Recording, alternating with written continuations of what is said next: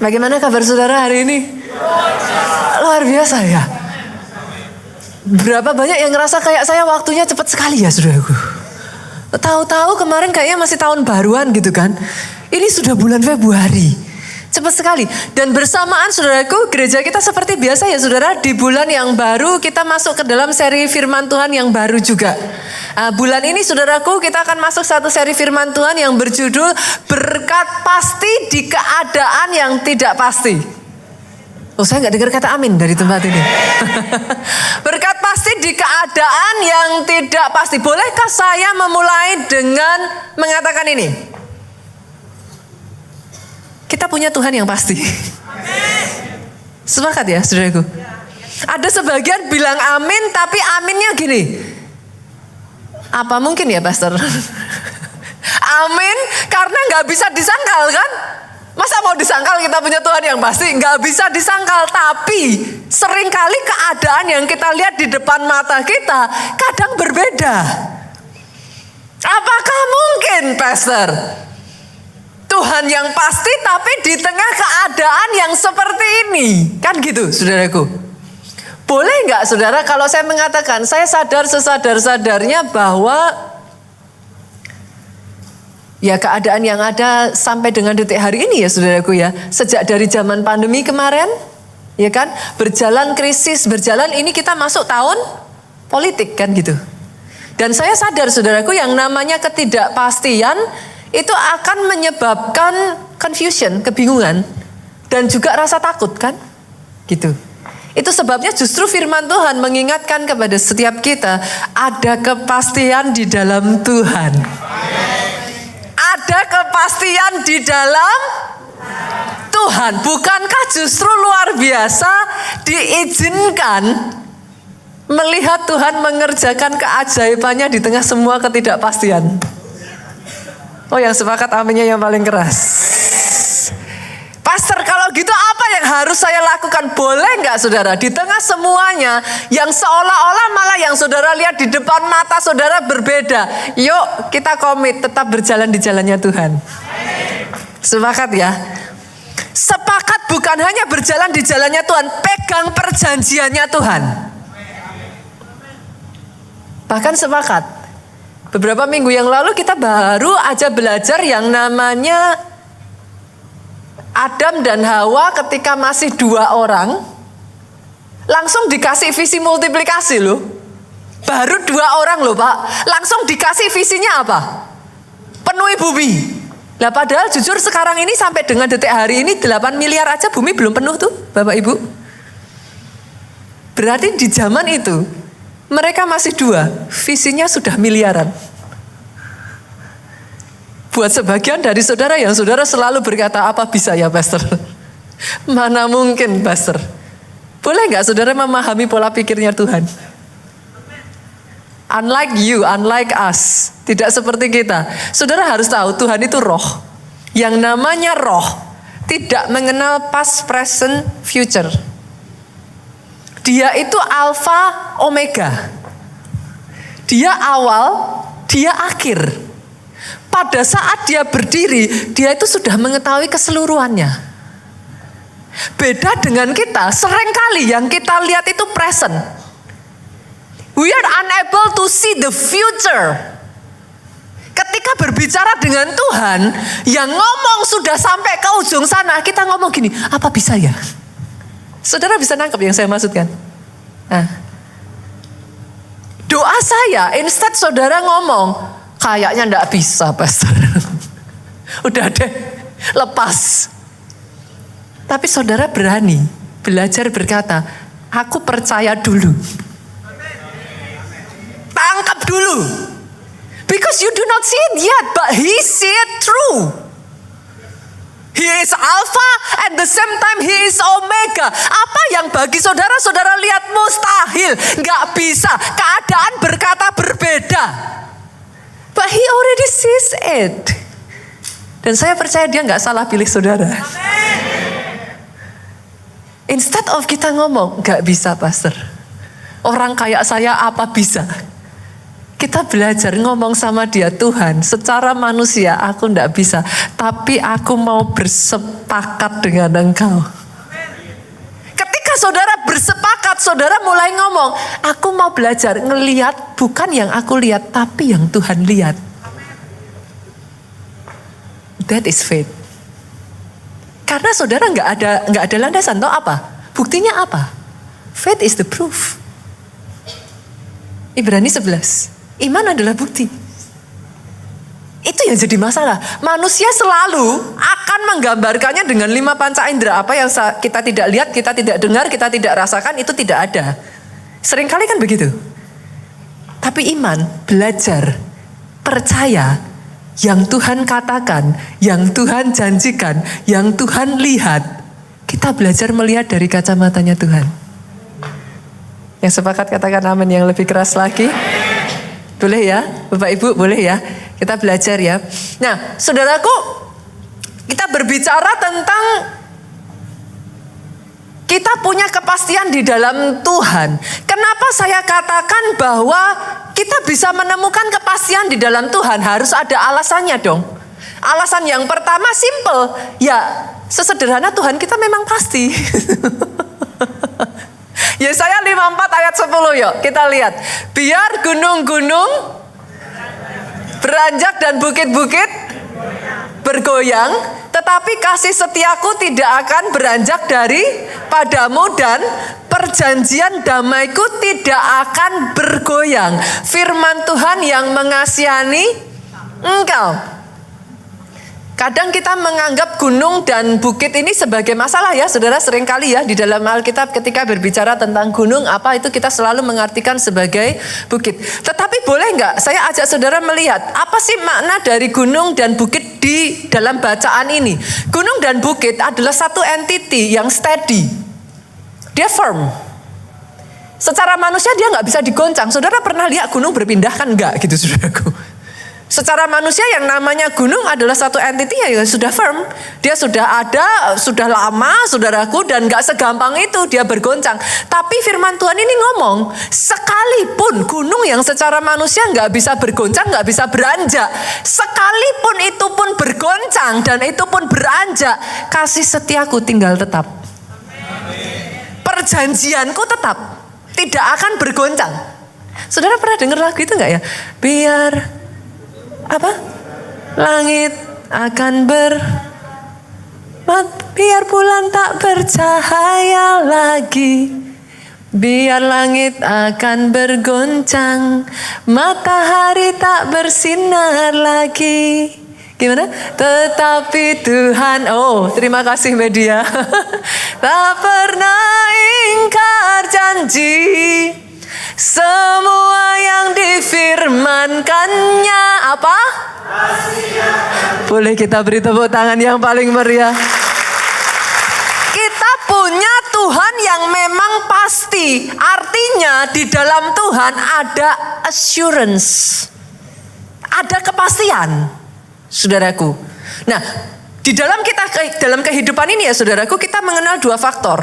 Satu faktor yang pasti, yang kedua faktor yang tidak pasti.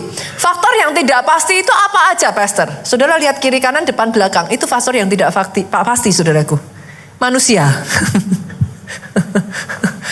Kalau mau jujur, manusia itu nggak pasti. Orang Jawa itu saya nggak tahu berapa banyak dari saudara yang berasal dari Jawa. Boleh saya lihat tangan-tangan terangkat? Oh, banyak juga ya yang dari Jawa ya, saudaraku. Orang Jawa itu mengenal peribahasa ini, saudara. Esok dele, sore tempe.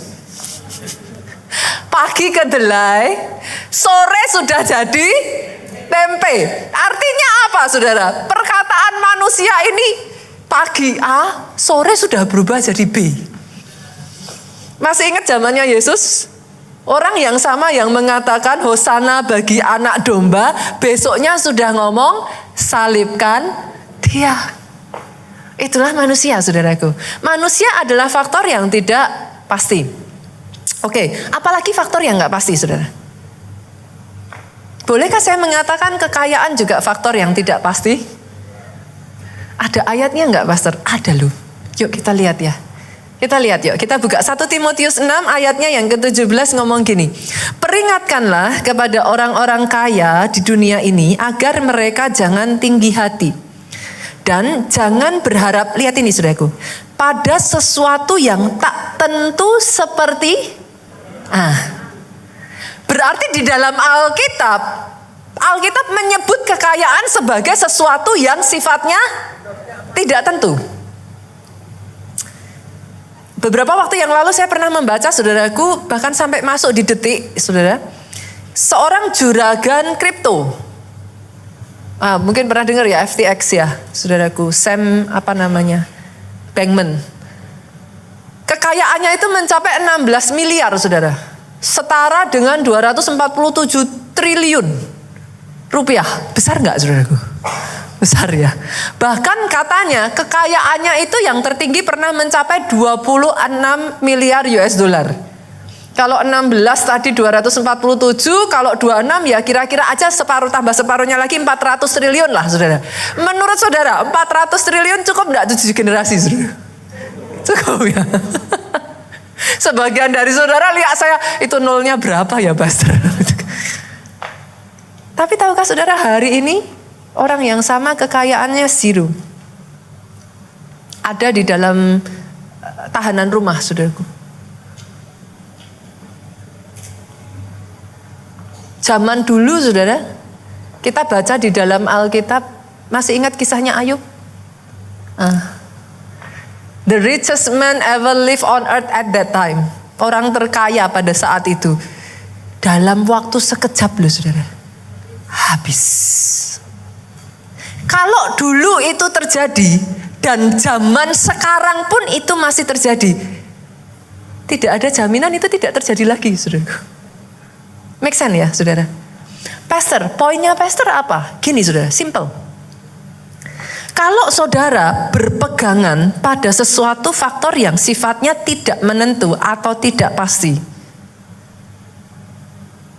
kalau bersandar pada faktor yang sifatnya tidak menentu dan tidak pasti, ya kira-kira loh saudara, jangan kaget kalau jatuh, kan gitu. Simpel kan? Sebagian dari kita tanpa kita sadari kita bersandarnya sama manusia loh. Sebagian bersandarnya memang dengan kekayaan. Tidak heran firman ini ngomong, peringatkanlah kepada orang-orang kaya di dunia ini. Kan jadi kayak gak adil ya. Berarti ini ayat cuma buat orang tertentu dong, Pastor. Hanya buat orang kaya. Tapi saya rasa enggak juga sih, saudaraku. Ini ayat berlaku untuk semua orang. Tetapi kenapa specifically dikatakan peringatkan kepada orang-orang kaya? Karena jujur, kebanyakan orang kaya akan lebih punya tendensi mengandalkan harta kekayaannya. Jadi firman ini pada dasarnya mau saudara kaya nggak kaya, orang yang mengandalkan kekayaannya, firman ini ngomong, peringatkan, jangan tinggi hati. Maksudnya gimana? Jangan sombong. Maksudnya gimana, Pastor? Jangan merasa aman karena kita punya kekayaan. Karena baik manusia maupun kekayaan tadi faktor yang tidak pasti. Kalau kita bersandar ke sana, jatuh ya jangan kecewa. Sepakat ya? Dalam hal itu kita sepakat dulu ya, saudaraku. Peringatkan apa lagi? Jangan berharap pada sesuatu yang tak tentu seperti kekayaan. Lah pertanyaan jadi muncul dong, berharapnya sama apa? Kan gitu. Kita lihat ya, kita baca sama-sama 2-3 yuk. Melainkan pada Allah yang dalam kekayaannya memberikan kepada kita segala sesuatu untuk dinikmati. Maksudnya kalau bersandar, ya bersandar sama faktor yang bisa dipegang. Bersandar kepada Tuhan. Kenapa ada berkat pasti di keadaan yang tidak pasti? Karena Tuhanmu pasti.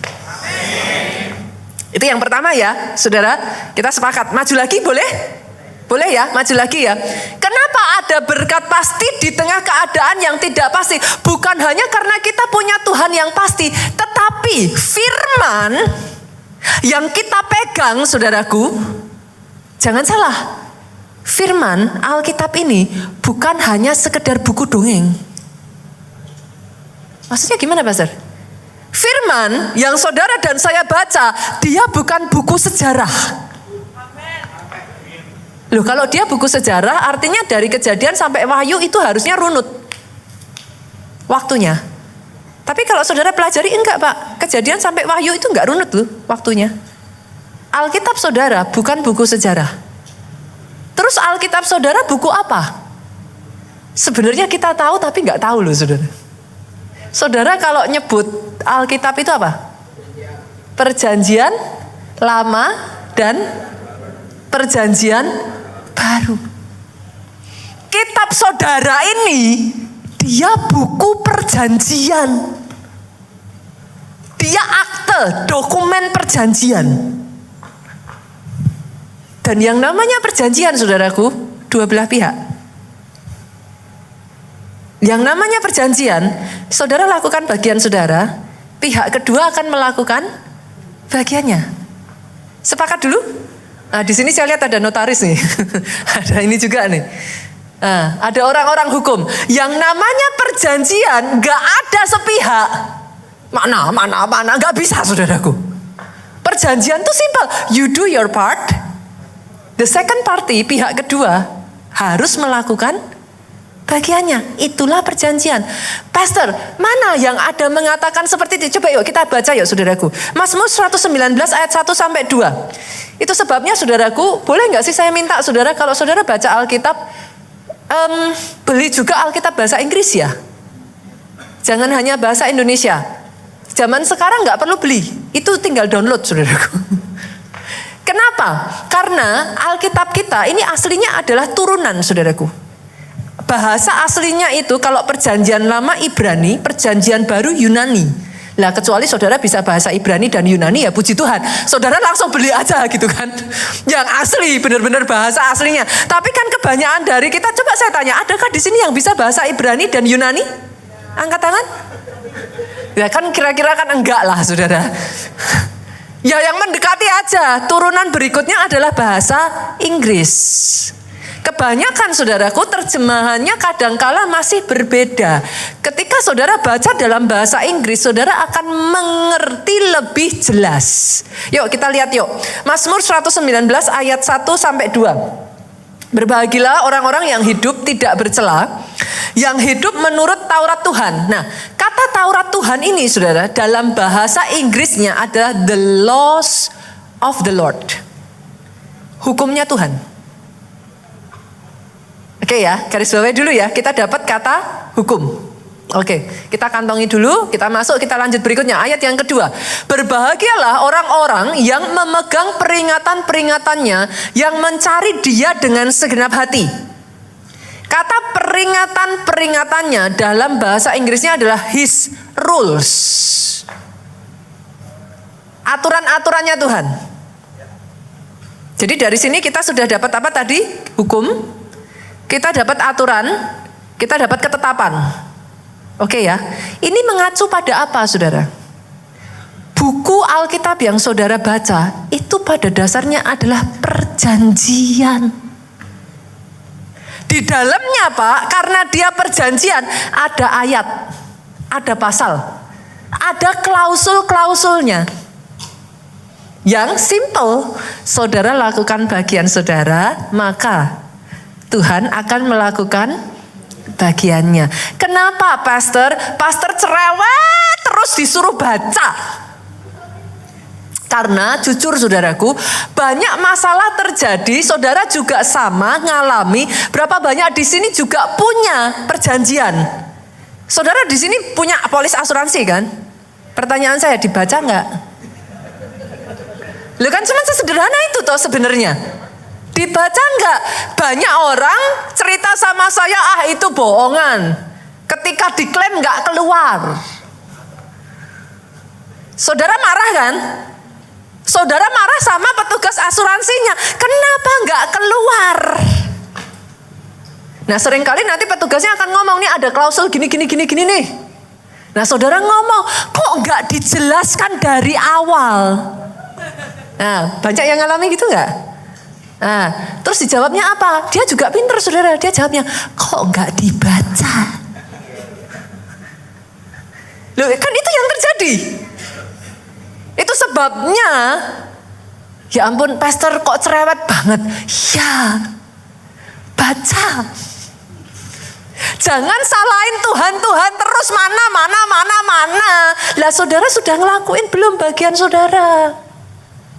Sekarang jujur ya saudaraku, saudara kalau misalkan dengar firman seminggu sekali hari Minggu kayak gini, saya bisa khotbah berapa lama sih paling banter? Coba masih ada pujian penyembahan, masih ada pengumuman, masih ada. Saya paling banter tuh khotbah berapa lama? Sejam itu dari belakang sudah ngangkat gini, 10 menit, 5 menit. Saya udah dibatasin kan? Ya nggak bisa tuh saudaraku. Kecuali saudara dari pagi sampai malam, ayo buka satu-satu kita belajar. Kalau cuma seminggu sekali, saudara harus baca sendiri di rumah.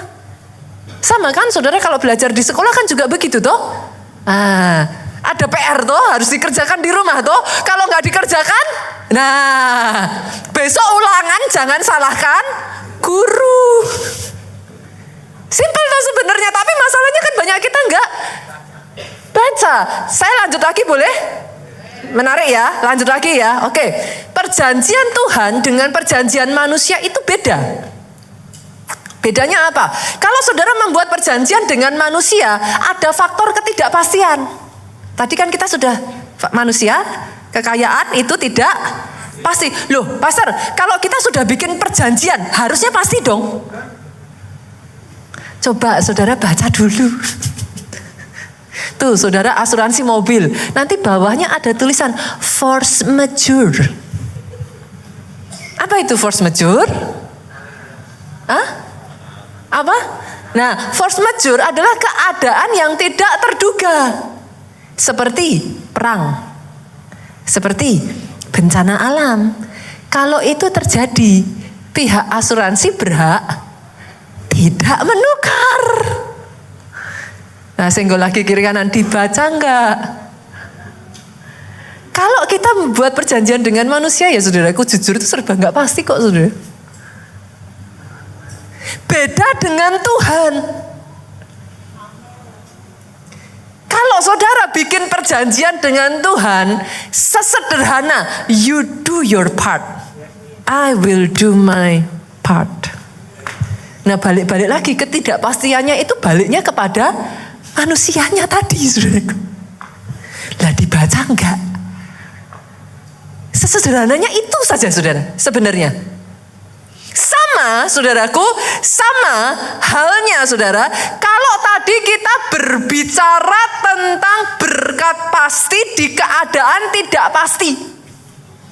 Berarti saudara harus membaca semua klausul-klausul, ayat-ayat, pasal-pasal berbicara tentang berkat. Sepakat dong? Ya sepakat kan? Saudara kan mau nagih nih, ada perjanjiannya, ya harus dibaca kan? Oke. Sama seperti halnya kalau saudara mau nagih nih, perjanjian tentang keluarga, pernikahan. Sama, itu ada semua saudaraku. Cuman sesederhana satu ini aja lah, dibaca atau enggak, itu aja. Saya tuh dari tadi ngeliat ya saudara, senyum-senyum. Secantik-cantiknya dan semanis-manisnya senyuman saudara, saya tidak tergoda saudara. Tetap balik-balik lagi saya akan ngomong, saudara boleh senyum-senyum manis, tetap harus dibaca. Karena selama saudara tidak membaca, jangan salahkan pihak kedua kalau tidak terjadi. Yang sepakat sekali lagi aminnya yang paling keras. Kali ini jangan hanya senyum-senyum ya Bapak Ibu. Pulang beneran dibaca ya. Oke ya, oke. Berarti sekarang saya maju lagi boleh? Oke. Kita berbicara tentang berkat pasti di keadaan tidak pasti. Artinya kita harus menguasai klausul tentang berkat. Kan? Bicara klausul tentang berkat saudaraku tidak akan lewat dari yang namanya persembahan dan persepuluhan. Nah,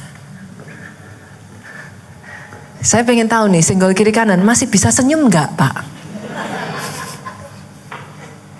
Tidak bicara tentang berkat ini ya saudaraku, tidak semuanya melulu tentang persembahan dan persepuluhan ya saudaraku. Saya harus ngomong. Tidak hanya persembahan dan persepuluhan, tapi tidak akan lari di situ. Boleh? Masih boleh maju? Atau salibkan dia? Saya tuh hari ini seneng saudaraku. Karena dari pagi sampai siang ini kita tuh isinya ketawa-ketawa bersama-sama jemaat dari tadi itu. Saya isinya ketawa aja, jadi saya senang khotbah hari ini. Balik-balik lagi klausulnya tidak akan lari di situ dan saudara sudah tahu ayatnya. Ayatnya di mana? Nah, loh saudara lebih pintar dari saya. Yuk kita buka Maleakhi 3 ayatnya yang ke-6 sampai ayatnya yang ke-12. Kita pelajari ya saudaraku. Tadi kita sudah sepakat nih, Maleakhi 3 ayat 6 sampai 12 ini berbicara tentang apa? Persepuluhan dan persembahan. Berarti sudah sepakat ya. Ini kaitannya tentang persepuluhan dan persembahan. Oke. Tentang persepuluhan dan persembahan ini Tuhan memulai dengan ngomong seperti ini. Akulah Tuhan dan aku tidak berubah. Oke ya. Saya tanya lagi nih. Ayat ini bicara tentang apa? Saya tanya dulu. Persembahan dan persepuluhan. Tentang persembahan dan persepuluhan, dia memulai dengan perkataan yang menurut saya sangat menarik sekali. Akulah Tuhan, aku tidak berubah. Setelah itu dilanjutkan, karena itu kamu keturunan Yakub. Ini saya mau mastiin dulu ya Bapak Ibu ya. Seberapa banyak di sini yang sepakat kita keturunan Yakub? Abraham, Ishak dan Yakub. Loh, soalnya kalau saudara percayanya keturunan lain kan saya nggak bisa lanjut saudaraku. Kan saya pastiin dulu kalau perjanjian kan begitu. Lah saudara. Berarti lanjut nih, kita lanjut. Oke. Karena itu kamu keturunan Yakub tidak dibinasakan. Kenapa bicara soal dibinasakan? Lanjut lagi ya ayat 7. Seperti leluhurmu, berarti sudah ada contoh. Seperti leluhurmu dahulu, kamu semua sudah menyeleweng dari hukum-hukumku. Saudara perhatikan ini. Tuhan sedang berbicara tentang apa? Hukum. Dia mengacu tentang sebuah perjanjian. Ada dokumen perjanjian di sini. Dokumen itu pernah dibuat dengan leluhur-leluhur.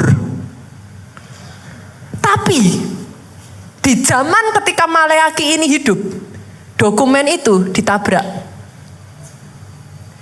Kamu menyeleweng dari hukumku dan tidak setia menjalankannya. Berarti dulu pernah menjalankan nggak kalau seperti itu? Pernah. Sekarang tidak menjalankan karena tidak setia kan saudaraku. Jadi kalau ada di antara saudara yang mengatakan kepada saya, by the way saudaraku, saya dengar loh yang ada di sosmed. Jadi kalau saudara dengar, saya juga dengar saudaraku. Kalau ada yang mengatakan kepada saudara, pastor, tapi sekarang yang di Israel juga sudah tidak ngasih. Bukan hanya sekarang, zaman dulu juga terjadi. Yang mengerti katakan amin. Kok jangankan saudara nunggu sekarang, dari dulu sudah dicatat loh, ini Maleakhi tahun berapa? Saudara mengerti? Saudara tidak bisa menjadikan, jujur ya, di sini juga nggak semua ngasih persepuluhan. Yang mengerti katakan amin. Ini aminnya tiba-tiba. Oke, saudara mengerti maksud saya dulu? Karena sebagian ada yang berkata juga kepada saya seperti ini, pastor, yang namanya persepuluhan hanya urusan perjanjian lama, nggak ada di perjanjian baru. Pernah dengar itu? Pernah? Pertanyaan saya, sudah baca belum? Loh, kok bilang nggak ada di perjanjian baru itu sudah dibaca belum? Saya tanya nih, ada nggak? Ini semuanya pada ini. Sesama bis kota dilarang saling mendahului, pastor. Saya juga nggak baca, jadi nggak tahu. Matius 23 ayat 23, yuk kita lihat. Saya tuh kadang gemes saudaraku. Ngomong nggak apa-apa sih, di sosial media memang bebas, tapi kalau mau ngomong juga harus ada ininya saudaraku, landasannya. Yuk kita lihat yuk. Matius pasalnya yang ke-23 ayat 23, boleh dimunculkan. Celakalah kamu, hai ahli-ahli Taurat dan orang-orang Farisi, hai kamu orang-orang munafik. Jadi yes, ini perkataan yang ngomong by the way ya saudaraku, Yesus sendiri ya. Ini yang ngomong bukan Petrus, bukan rasul-rasul, bukan orang lain. By the way, masih Matius 23 ayat 23, belum Nita 23, saudaraku. Jadi ini yang ngomong Yesus sendiri. Celakalah kamu, kenapa saudaraku? Sebab persepuluhan dari selasih, adas, manis, dan jintan kamu bayar, tetapi yang terpenting dalam hukum Taurat kamu abaikan, yaitu apa? Keadilan dan belas kasihan dan kesetiaan. Kalau saudara nggak hati-hati, ini tricky saudara. Kita main kata-kata ya di sini ya. Oke ya. Yesus itu ngomong gini, persepuluhan kamu bayar, tapi belas kasihan, keadilan, kesetiaan kamu nggak lakukan. Seolah-olah Yesus itu ngomong, berarti belas kasihan, keadilan, dan kesetiaan lebih penting dari persepuluhan. Setuju dong? Oke. Kita turun dong ke bawahnya. Ayat 23 yuk turun. Yang satu harus dilakukan dan yang lain jangan. Oke. Kita pakai logika ya saudaraku. Yang satu harus dilakukan ini mengacu tentang apa? Persepuluhan dari apa tadi? Adas, manis, jintan. Ya saudara jangan digambarkan yang sekarang. Sekarang kan sudah beda. Zaman itu kan ya memang banyak orang Israel itu hidup dari bercocok tanam. Adas, manis, jintan dan apa tadi? Selasih. Yang satu jangan apa namanya tadi? Boleh dimunculkan lagi? Yang satu harus dilakukan dan yang lain ini apa? Belas kasihan, keadilan, kesetiaan. Jangan diabaikan. Logika saya masuk nggak ini sudah? Masuk ya? Bukan asal tafsir kan? Oke. Berarti saya tanya, di perjanjian baru ada nggak bicara soal persepuluhan? Yang ngomong siapa? Oke, ya sudah. Habis perkara tuh. Jadi besok kalau ada yang ngomong sama saudara, di perjanjian baru tidak ada. Wah, nanti saudara akan jadi pinter-pinter nih saudara di sini. Saudara langsung bisa jawab, disimpan ini. Matius 23 ayat 23. Nah. Masalahnya saudaraku, seringkali juga sebagian ngomong sama saya kayak gini, Pastor, tapi persepuluhan itu kan urusan hukum Taurat. Sorry. Bicara hukum Taurat, saudara tahu nggak apa itu hukum Taurat? Hukum Taurat itu dilahirkan dan dibawa oleh Musa. Sorry loh saudaraku, persepuluhan ini sudah go way beyond zamannya Musa. Abraham, Ishak, Yakub, mereka memberikan persepuluhan. Jadi kalau orang bilang bahwa persepuluhan ini hukum Taurat, sorry, di mana ayatnya? Dari sejak zaman sebelum itu pun sudah dilakukan. Itu sebabnya Tuhan ngomong dalam kaitan persembahan dan persepuluhan, aku Tuhan, aku tidak berubah. Saya rasa saya tidak berlebihan menggunakan ayat itu saudaraku. Penggunaannya jelas kan? Saudara tadi bilang, itu untuk apa? Bicara tentang apa? Persembahan dan persepuluhan. Tuhan ngomong, aku Tuhan, aku belum berubah. Perkara orang berhenti melakukan, itu bukan masalah aku yang berubah, tapi mereka menyeleweng dan tidak setia. Jadi kalau ada di antara saudara yang bertanya, lah kok zaman sekarang sudah enggak Bu, yang ini enggak, yang itu enggak. Jawabannya sudah ketemu ya Bapak Ibu, sudah ketemu. Coba masih mau lanjut lagi enggak ini? Ini keluarga Allah luar biasa loh. Ini biasanya kalau di gereja lain pendetanya khotbah begini sudah disalibkan saudara. Tapi di keluarga Allah luar biasa loh. Saya takjub dari pagi tadi kita ketawa-tawa terus isinya saudaraku. Yang kedua ya, kita masuk lagi ya, lanjut ya. Saudara penasaran kan? Gak apa-apa. Kalau buat saya ya saudara simple. Pelajari, setelah itu saudara bisa ngerti. Maksudnya gimana Pastor? Jangan begitu gampang percaya kata pendeta. Dan yang di depan saudara juga pendeta. Loh saya seneng kok, jangan begitu gampang percaya kepada perkataan saya juga. Selidiki. Itu penting saudaraku. Sehingga saudara nggak seperti segampang itulah yang ngomong pendeta. Yang A bilang ini, yang B bilang itu, yang C bilang apa lagi. Nanti saudara bingung. Balik aja ke Alkitab. Alkitab bilang apa? Jalankan. Yang kedua, saudaraku, berbicara tentang persepuluhan. Kita lihat yuk, lanjut lagi. Dari tadi ayat yang ke-7, dikatakan kembalilah kepadaku. Berarti mereka sudah meninggalkan Tuhan. Dianggapnya sudah meninggalkan Tuhan toh. Lah disuruh kembali itu. Kembalilah kepadaku, maka aku pun akan kembali kepadamu. Tetapi kamu bertanya, apa yang harus kami lakukan untuk kembali kepadamu? Manusia tanya sama Tuhan, apa? Aku harus gimana nih untuk aku kembali kepada Tuhan? Lucunya, nah ini nyenenginnya Alkitab, saudaraku. Kita ngasih pertanyaan, dijawab sama Tuhan, balik dengan pertanyaan. Loh, Tuhan tuh kayak gitu tuh. Tuh dijawab, sekarang aku bertanya kepadamu, Tuhan ganti yang tanya. Bolehkah manusia menipu Allah? Ini nih seolah-olah tuh kayak gini loh, saudara. Kamu tuh gak ngerti apa gak ngerti? Itu sebabnya Tuhan gak jawab. Tuhan balik dengan bertanya, boleh gak sih manusia menipu Allah? Jadi ini sebenarnya Tuhan itu menanyakan pertanyaan retorik. Kamu tuh gak ngerti apa gak ngerti? Kok masih tanya? Dijawab sama Tuhan, boleh gak manusia menipu Allah? Ini ya saudara, kalau dalam bahasa Inggrisnya saya rasa sebagian dari saudara sudah tahu, saudaraku. Ayat ini keras sekali loh, saudara. Yuk kita lihat yuk dalam bahasa Inggrisnya ya, saya bukakan ya. Maleakhi 3 ayatnya yang ke-8. Dikatakan dalam bahasa Inggrisnya seperti ini. Will a man rob God? Kata menipu yang dipakai di situ rob. Rob itu apa Bapak Ibu? Merampok. Bolehkah manusia merampok Tuhan? Ayat ini berlanjut dengan ngomong seperti ini. Yet you have robbed me. Kamu sudah merampok aku. Lanjut lagi ngomong kayak gini. But you say, kamu ngomong, wherein have we robbed you? Di bagian mana kami merampok engkau? Dijawab sama Tuhan, in tithes and offering. Dalam persepuluhan dan persembahan.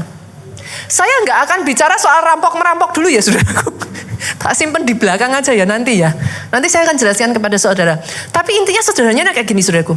Persepuluhan itu sebenarnya yang jadi titik utamanya, poinnya bukan jumlah dan bukan uangnya. Persepuluhan itu soal ujian hati.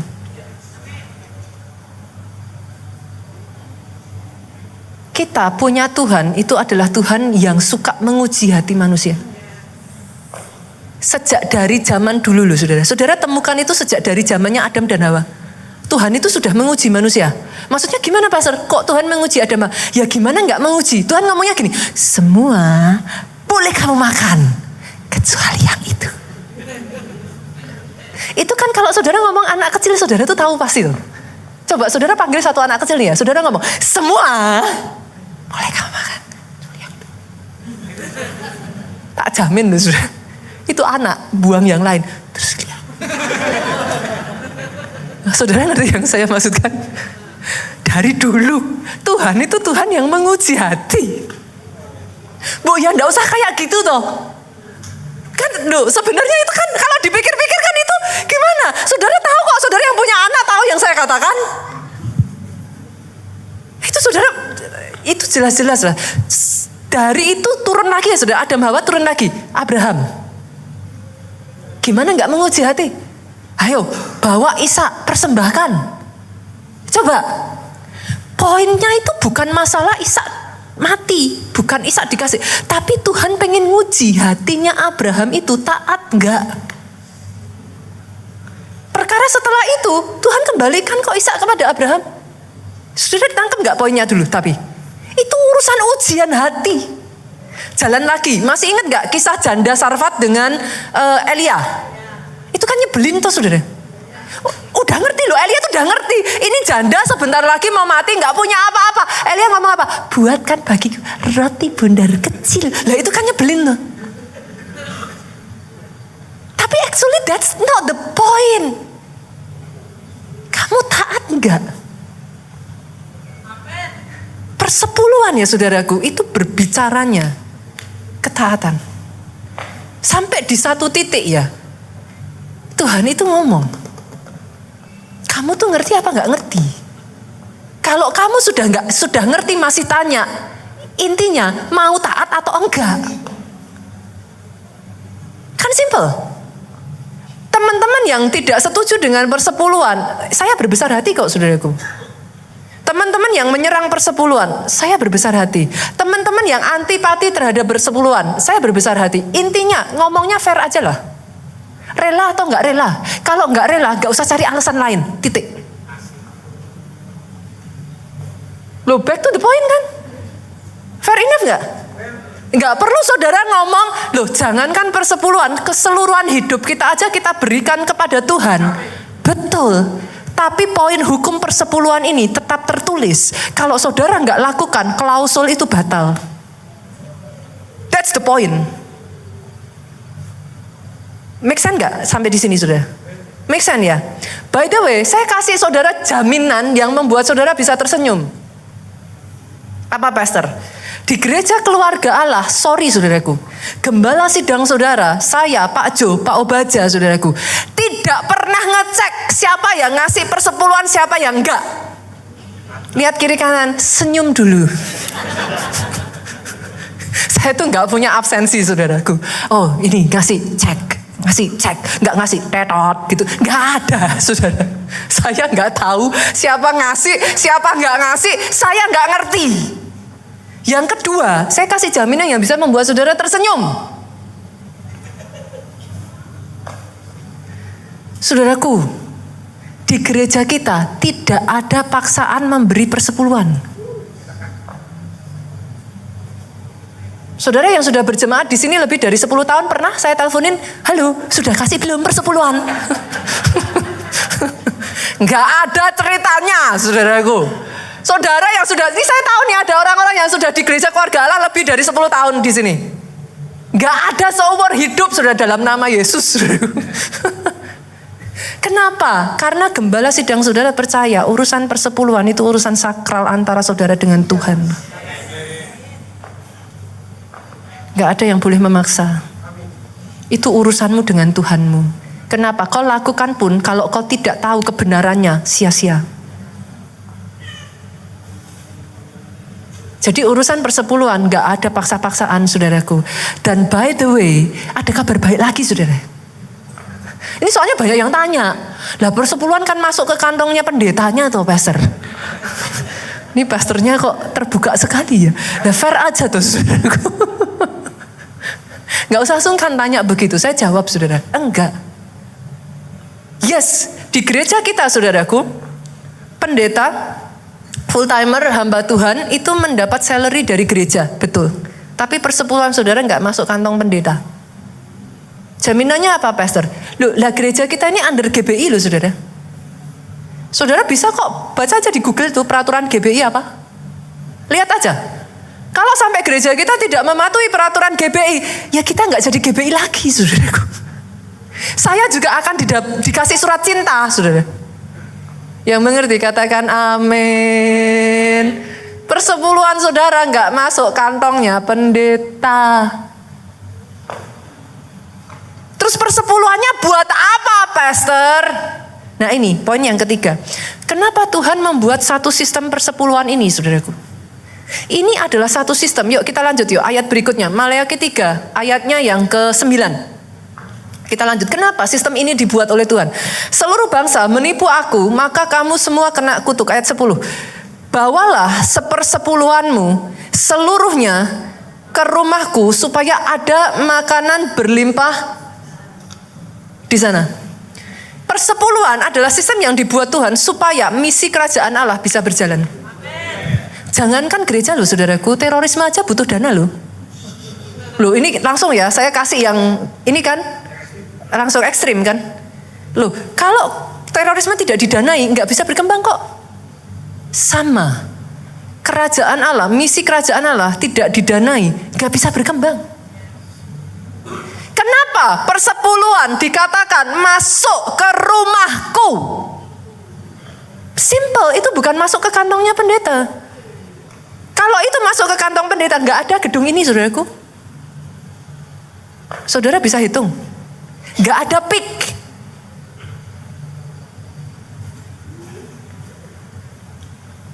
dari satu tempat ke tempat berikutnya, pembukaan tempat-tempat yang baru. Dengan apa? Pakai daun.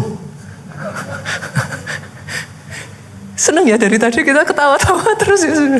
Ya ampun, kenapa sih persepuluhan dan persembahan jadi pembicaraan yang sensitif? Kayaknya nggak sensitif di sini. Dari tadi semua jemaatnya ketawa terus.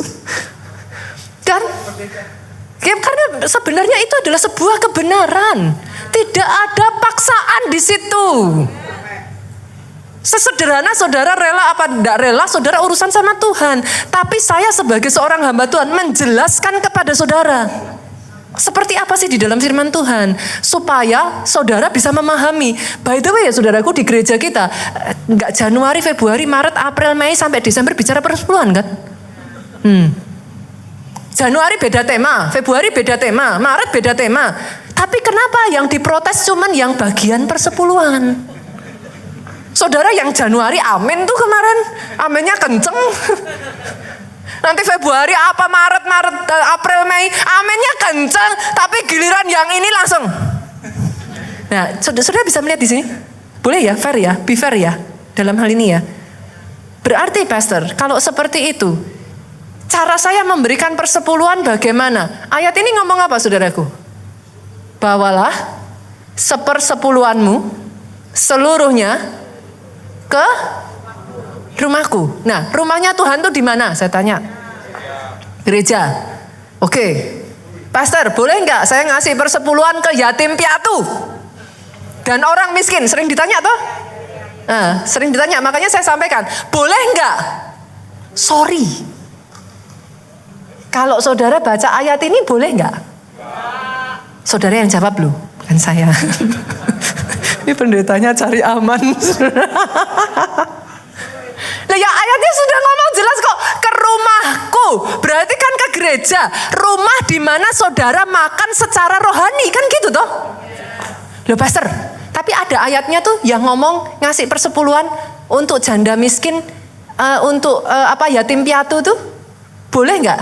Betul, itu ayatnya betul sudah. Ada. Saya lupa di mana ya, Ulangan atau mana? Ada. Nah, terus kok boleh pastor? Tuh boleh mah boleh. Loh maksudnya pastor gimana? Ini kok pastornya kok ambigu? Esok dulu sore tempe tadi ya saudaraku.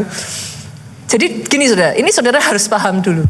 Zaman dulu ini saya takut ya saudaraku. Saya takut nanti saudara tiba-tiba senyumnya hilang kalau saya cerita yang ini saudara.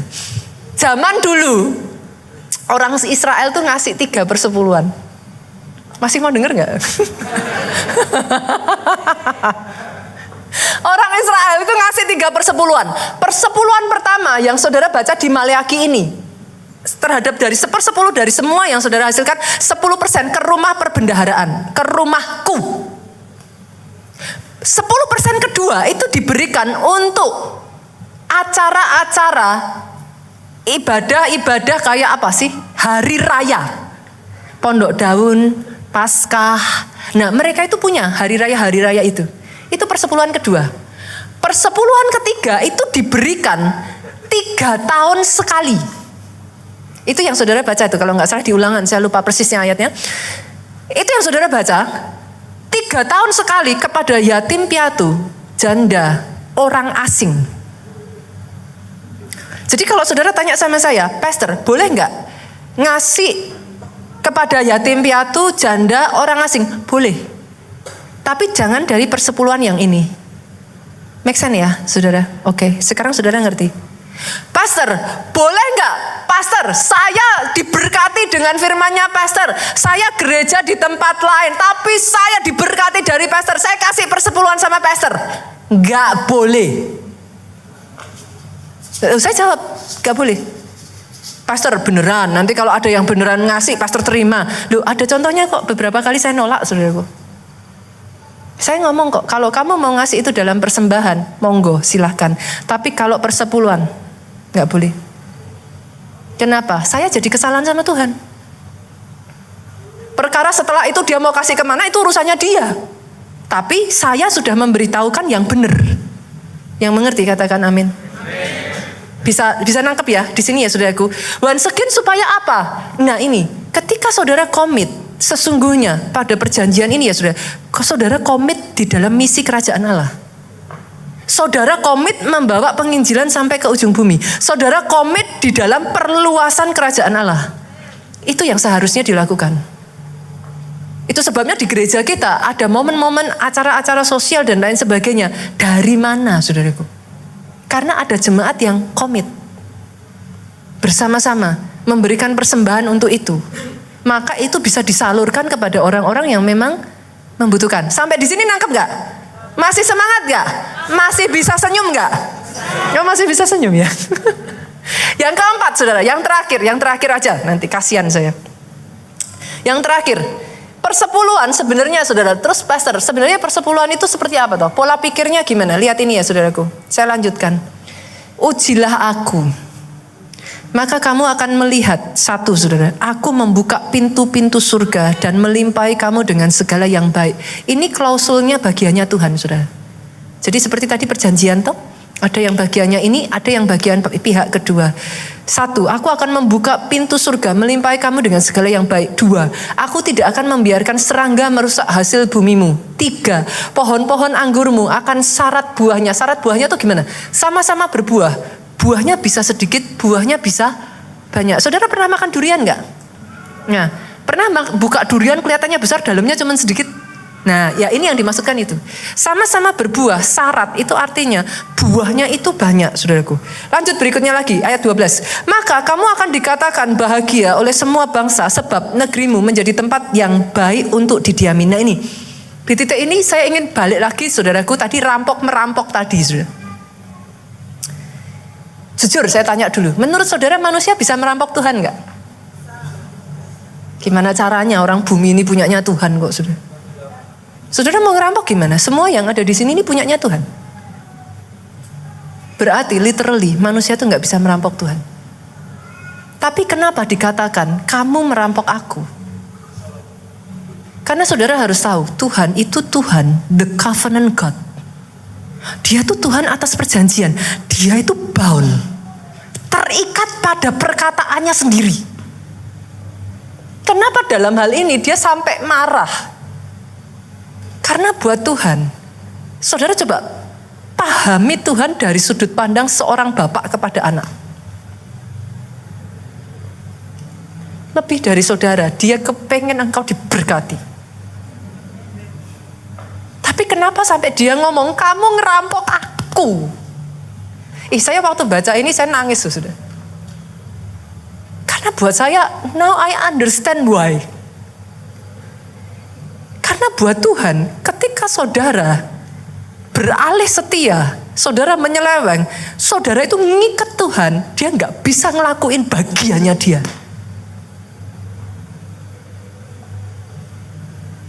Berapa banyak di sini saudara yang sudah punya anak? Ada nggak? Saudara aja orang tua ya saudaraku, kita sebagai orang tua yang baik ya, pengen nggak ngelakuin yang terbaik buat anak? Seringkali anak nggak minta aja kita kasih, bener atau bener? Your God is the same. What do you think of your God? Tuhan saudara mau ngerampok dari saudara? Tuhan saudara mau merugikan saudara? Tuhan saudara kepengen apa yang saudara dapat menyusut, berkurang, kayak dipajekin? I'm being fair. Kalau saudara bisa ngerti ya saudara, perasaan hatinya Tuhan, more than anyone, dia kepengen hidupmu diberkati. Itu sebabnya dia marah. You rob me. You tie me. I cannot do anything. Nangkap saudaraku. Saya berdoa ya saudaraku, pengajaran tentang persepuluhan ini, let it be a teaching that is healthy ya. Seharusnya itu adalah satu pelajaran yang bisa dipakai. Karena nanti saudara berjalan ya minggu-minggu berikutnya. It's not all about tithing and offering saudaraku.